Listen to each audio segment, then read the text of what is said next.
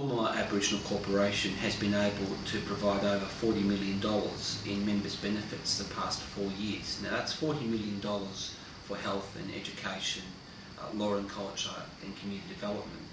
The reality is that we are not immune from the changes taking place in the marketplace.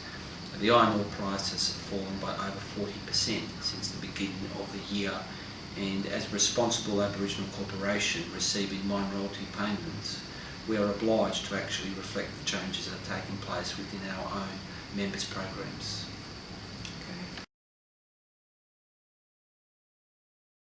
I can't tell you specifically the formula because that itself is commercial in confidence. What I can tell you is that the formula includes the iron ore price as well as land disturbance.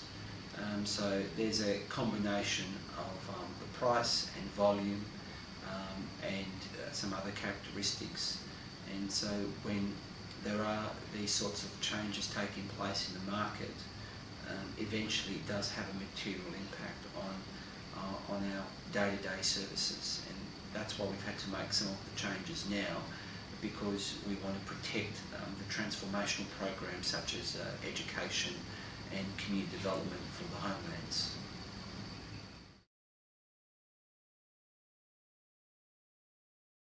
First of all, we're trying to work very closely with our trustee, Gumala Investments Proprietary Limited. That's the trustee.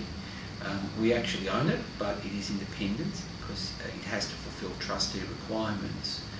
So we're trying to reduce duplication. We're trying to reduce unnecessary administration costs. We're trying to do things while maintaining those separate legal structure between Gumala Aboriginal Corporation and the trustee. We're trying to do things in a smarter way that results in cost savings and less administration costs.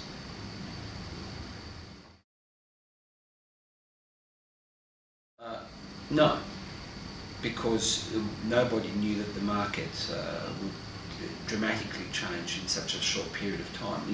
More than 40% decline in the iron ore price. I think we've done everything we possibly can.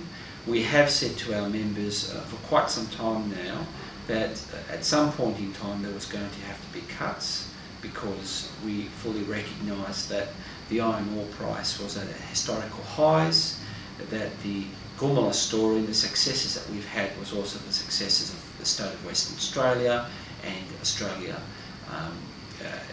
as a country. So we've been affected like the government treasury. They're receiving less iron ore mine royalty taxes because of the decline in the price. So everyone's been affected.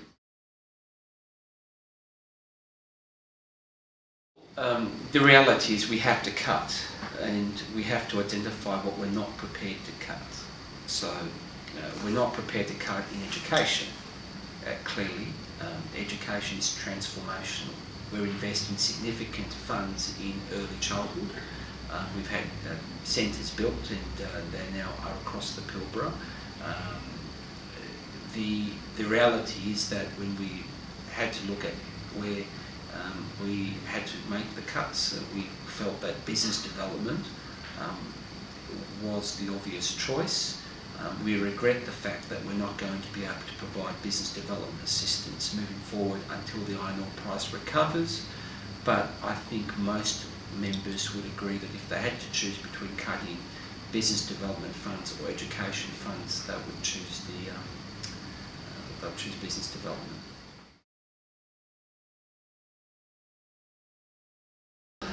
It does happen. The reality is that families have different expectations as to what Gumala can provide them. We make decisions on an individual basis. So when a particular elder or a particular family clan representative approaches our organisation and says, look, I have a problem, are you able to help us? If it doesn't fit the box, we always try to see how we can find a solution. So we make no apology for trying to find solutions.